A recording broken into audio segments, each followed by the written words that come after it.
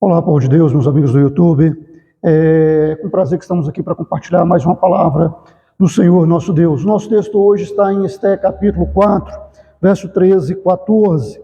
Então Mordecai mandou que respondesse a Esté: não imagines que por estares no palácio do rei, terás mais sorte para escapar do que todos os outros judeus. Pois se de todo te calares agora, de outra parte se levantarão socorro e livramento para os judeus, mas tu e a casa do teu pai perecereis. E quem sabe se não foi para tal tempo como este que chegaste ao reino? Pai Santo, Deus Todo-Poderoso, em nome de Jesus, eu peço, Senhor, mais uma vez que me conceda graça, Pai, que me capacite a proclamar a palavra do Senhor nessa noite, aquilo que o Senhor tem para nos ensinar por meio desse texto, dessa história. Venha abençoar cada pessoa que entrar em contato com esse conteúdo, no nome de Jesus. Mais uma vez eu peço você a sua colaboração, nos ajudando a proclamar a palavra do Senhor nosso Deus. Você pode fazer isso quando você curte o nosso vídeo. Você pode fazer isso quando você faz um comentário, um boa noite, um paz do Senhor, um gostei, um não gostei. Até assim você nos ajuda a fazer com que esse vídeo chegue a outras pessoas. E também se você compartilha, aí então a plataforma entende que as pessoas estão gostando do vídeo e manda ele para mais pessoas ainda. E se além de tudo isso, você curtiu, você comentou, você compartilhou, você ainda não se inscreveu no canal, se inscreva no canal. Assim, todas as vezes que publicarmos um novo conteúdo, você vai ser um dos primeiros a receber a mensagem. Bom, pessoal, essa é uma história muito interessante, muito bonita, que está no livro de Esté. Esse episódio ocorre durante o cativeiro babilônico. Para quem não está muito familiarizado com esse contexto, durante o período do profeta Jeremias, era um período muito conturbado na história do povo de Israel, politicamente, espiritualmente, em todos os aspectos, moralmente, em todos os aspectos, o povo estava muito assim, distanciado do propósito de Deus, afastado do propósito de Deus. E o profeta Jeremias, então, profetizava naqueles dias para que o povo se arrependesse, mudasse, não é? Para que alcançasse um socorro. O povo não quis consertar, não quis mudar, então ele profetizava que ia vir sobre o povo de Israel o cativeiro, a escravidão. O povo ia ser tirado da sua terra, o templo que eles adoravam ia ser destruído, porque eles adoravam o templo, mas não adoravam o Senhor. E isso é muito comum, tem gente que adora o templo, mas não adora o Senhor. Tem gente que adora muitas coisas, muitos objetos sagrados e religiosos, mas não adora o Deus vivo e verdadeiro.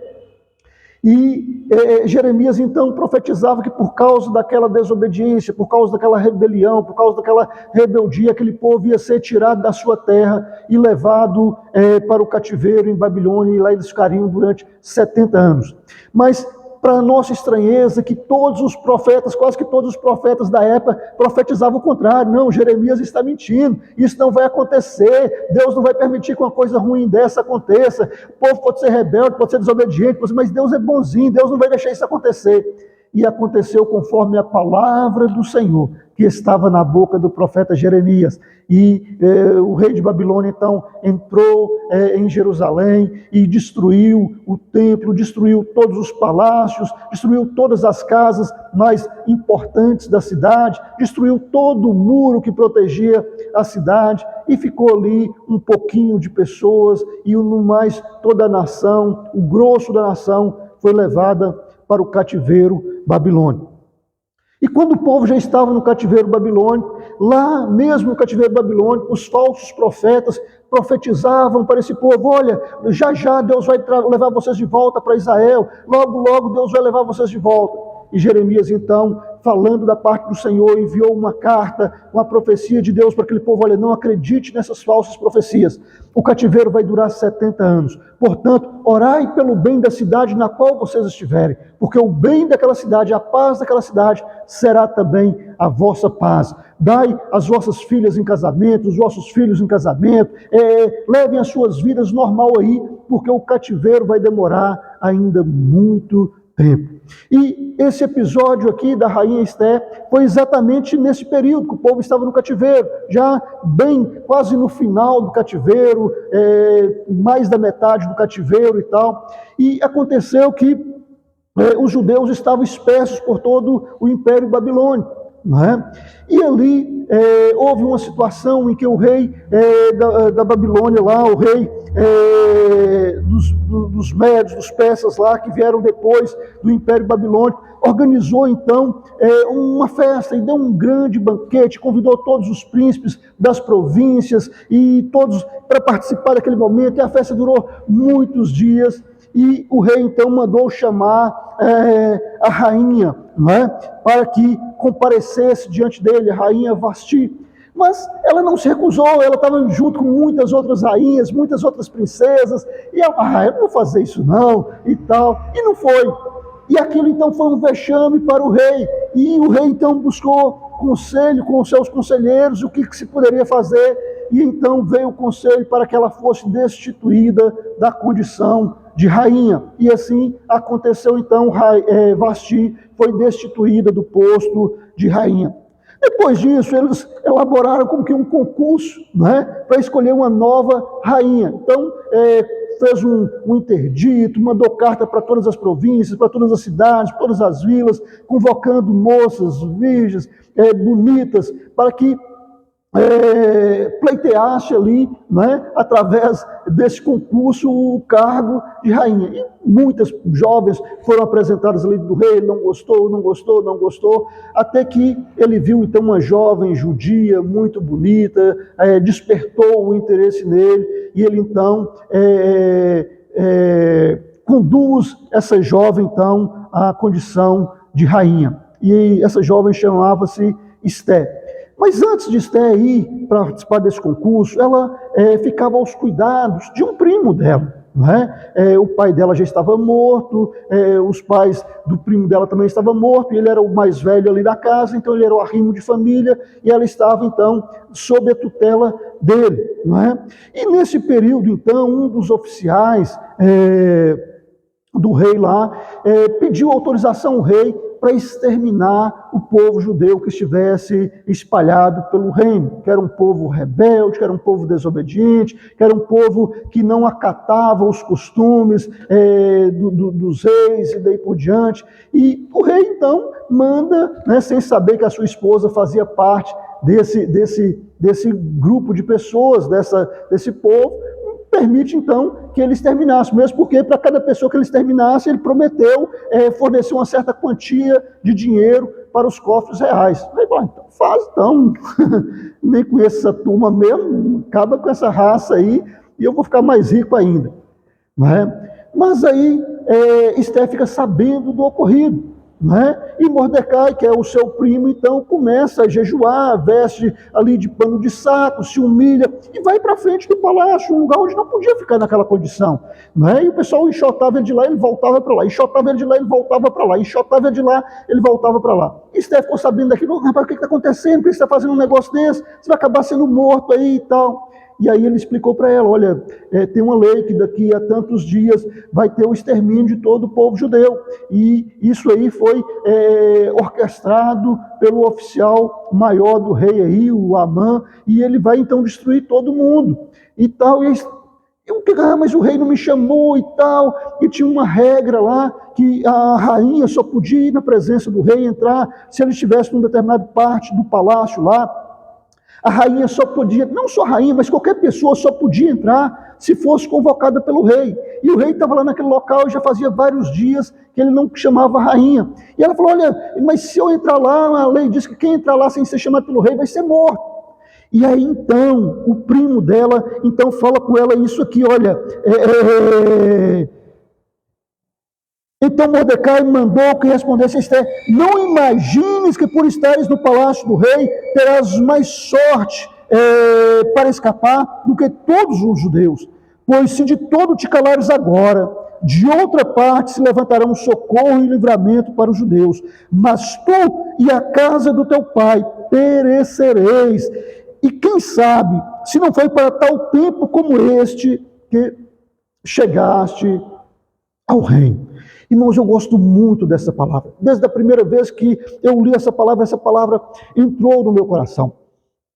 Nós temos uma tendência muito grande de postergação, de deixar as coisas para depois, ou de deixar para o outro fazer. Às vezes uma coisa que está nas suas mãos fazer, e você fica esperando que o outro faça. Às vezes você passa na rua onde você está ali, tem às vezes um morador em condição de rua, e você pode às vezes dar um abrigo, dar uma roupa para aquela pessoa, dar um alimento para aquela pessoa, mas fica esperando que o outro faça, sendo que está nas suas mãos o poder de fazer naquele momento, sem esperar que mais ninguém o faça.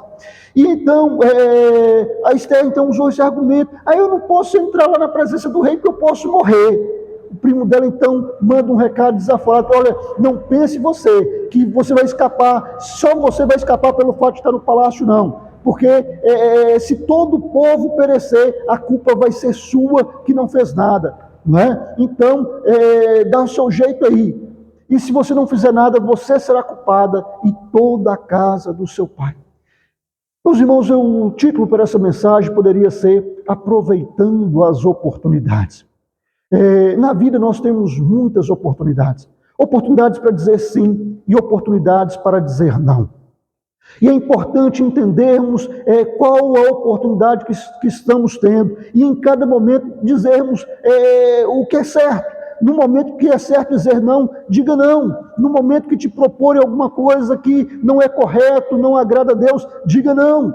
Mas no momento que pinta uma oportunidade de você ser um instrumento nas mãos de Deus, você ser um agente nas mãos de Deus para abençoar outras pessoas, você não pode se furtar a fazê-lo. Você é chamado para isso. Nós somos chamados por Deus para manifestar aqui na terra a glória do Senhor, a luz do Senhor. Jesus fala: vós sois luz do mundo, sal da terra. Então, não se pega uma lâmpada e esconde ela debaixo da cama. Precisamos brilhar. E nós brilhamos nas oportunidades que nós temos. Nas oportunidades que nós temos e que temos que dizer não. E dizer não, por mais que aquilo vai trazer consequências, por mais que aquilo vai te trazer algum prejuízo. Dizer não. Mas também, naquilo que é para dizer sim, dizer sim. Não esperar que o outro faça aquilo que Deus está te dando a oportunidade para fazer. Não esperar que o outro faça aquilo que Deus está te dando a condição de, naquele momento, ser um agente na mão dele, de trazer a bênção sobre a vida do outro, de trazer o favor de Deus sobre a vida do outro. Esther estava meio dondoquinha lá: mas o rei não me chamou, é perigoso eu ir lá. Enquanto que todo o povo dela corria o risco de extermínio, enquanto que todo o povo do qual ela fazia parte corria o risco de extermínio. Então o primo dela manda dizer: olha, não pense você que só você vai escapar. Olha, pense bem que de repente essa foi a oportunidade que Deus está te dando. Deus está te oportunizando este momento para você interferir, para você agir, para você fazer a diferença.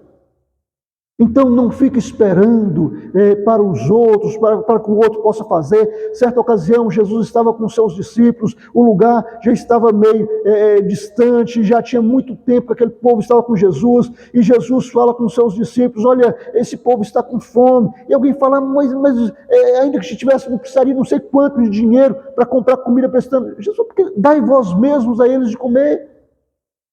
E ele falou: Senhor, mas só temos aqui alguns pães e uns peixinhos. Jesus falou: é o suficiente. O Senhor não requer de você o que você não pode. O Senhor não requer de você o que você não tem. Deus nunca requereu de alguém o que ele não tem.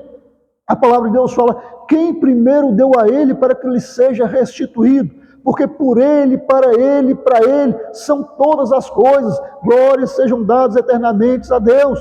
Então, Deus só te requer aquilo que Ele já te capacitou a fazer, aquilo que Ele já te deu condições de fazer. Mas é pouquinho? Deus sabe que você tem pouquinho. Mas se você pode abençoar com um pouquinho, não deixe de fazer porque é pouquinho. Não deixe de socorrer o outro porque o que você tem é pouco. Mas socorre com um pouco que você tem, e você vai ser abençoado, e o outro vai ser abençoado. Mas não fique esperando o que tem muito fazer, porque às vezes o que tem muito não tem um coração sensível para socorrer ninguém.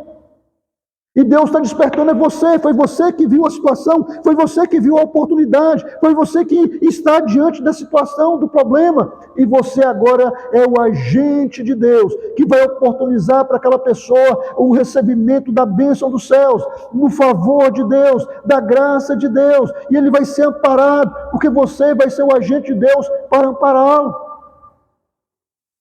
Então, não podemos ficar esperando pelos outros. Jesus fala, dai vós mesmos a eles de comer. Eu sei que muitas coisas é obrigação do Estado. Nós pagamos impostos. Quando você paga a sua conta de luz, você está pagando imposto. Quando você paga a sua conta de água, você está pagando imposto. Quando você compra um mantimento ali no supermercado, você está pagando imposto. Nós pagamos imposto em tudo. Quando você abastece o seu carro, você está pagando. Em tudo que você faz, você está pagando imposto. E o Estado deveria fazer a parte dele. Mas tem hora que o Estado não está presente ali, mas você está naquele lugar e você pode ser um agente de Deus para jorrar luz sobre aquelas trevas, sobre aquela escuridão, manifestar a glória de Deus naquele lugar, manifestar a presença de Deus naquele lugar, trazer dos céus a bênção do Senhor para socorrer aquela pessoa, ainda que seja com um pouco, porque é o que você tem. E Deus sabe o que você tem. E Deus não requer de você o que você não tem. Mas Deus sabe tudo aquilo que Ele já te colocou nas mãos. E Deus colocou nas mãos de Esther a oportunidade de ter acesso ao rei. Ainda que ele não tinha chamado, ainda que ele já tinha vários dias que ele não tinha convocado ela. Mas depois que o primo dela dessa saculejada nela, dessa despertada, Esther acorda. E ela então entra na presença do rei. E quando ela entra na presença do rei, o rei estende, levanta um cetro, em sinal de que não era para os guardas, segurança dele matar aquela pessoa, mas que ele estava liberando aquela pessoa para acessar a presença dele, ainda que não tinha sido convocado previamente. E ela então entra ali e conversa com o rei, e o rei então fica muito contente dela ter ido lá, e ela propõe então fazer um jantar para o rei, e para o principal oficial dele, que era o Amã, e fez aquele jantar, e eles participaram daquele jantar, e ele pergunta se ela queria alguma coisa, que o que ela quisesse ela daria para ele, e ela não fala nada, pediu para que eles voltassem no outro jantar, no outro dia, e então no outro dia também o jantar de novo, e pergunta o que queria, e ela fala, olha, eu quero a vida do meu povo, eu quero que o meu povo não seja exterminado. Eu quero que o meu povo não seja destruído. Eu quero a vida do meu povo. E o rei falou, que história é essa? E ela então conta que aquele oficial que estava jantando com eles, Amã, tinha planejado a morte do povo dela. E não só isso, mas tinha feito uma forca enorme para enforcar o primo dela. E então, naquela noite, aquele oficial foi preso. E quem foi enforcado na forca não foi Mordecai, o primo da rainha Esther, mas foi Amã, que foi enforcado naquela forca. E aí fica mais uma lição para nós tirarmos dessa história, que aquilo que nós desejamos para as pessoas pode vir sobre nós. Aquilo que nós desejamos para a vida do outro pode ser exatamente o que vai vir sobre a nossa vida. E se é assim, então, vamos desejar coisas boas, vamos desejar que o outro seja bem-sucedido, vamos desejar que o outro prospere, vamos desejar que o outro tenha saúde, vamos desejar que o outro tenha paz, vamos desejar que o outro tenha uma vida em harmonia, porque assim a bênção virá também sobre a nossa vida, aquilo que nós desejamos vai vir sobre a nossa vida. Mas quando nós semeamos o mal, quando nós semeamos escuridão, quando nós semeamos as trevas, é isso que nós vamos colher. Amã queria enforcar Mordecai, fez uma forca lá altíssima, de maneira que de qualquer ponto da cidade as pessoas viriam ali Mordecai pendurado naquela forca. Mas aquilo que ele intentou contra o outro foi o que aconteceu sobre a sua vida. Então, meu irmão, minha irmã, não deseje o mal para ninguém. Deseje as coisas boas. Nós somos chamados para abençoar e não para amaldiçoar. E lembrando aqui do nosso tema, não desperdice as oportunidades. Cada circunstância da nossa vida é uma oportunidade que Deus nos dá para dizer não ou para dizer sim. Para dizer não para tudo aquilo que nos incita a distanciar de Deus, a abandonar Deus, a sair fora do propósito de Deus para a nossa vida, com coragem, com determinação, não importa quais sejam as consequências, diga não. Não importa o quanto você vai sofrer, o quanto você vai deixar de ganhar, diga não. mas aproveita também a oportunidade para ser mão de Deus aqui na terra, para ser boca de Deus aqui na terra, para ser luz de Deus aqui na terra, para ser o agente de Deus que vai fazer com que a luz do Senhor resplandeça sobre as trevas e que vidas sejam assim alcançados com o favor de Deus através da minha vida e da sua vida. Ficamos por aqui, um grande e forte abraço, que Deus em Cristo te abençoe.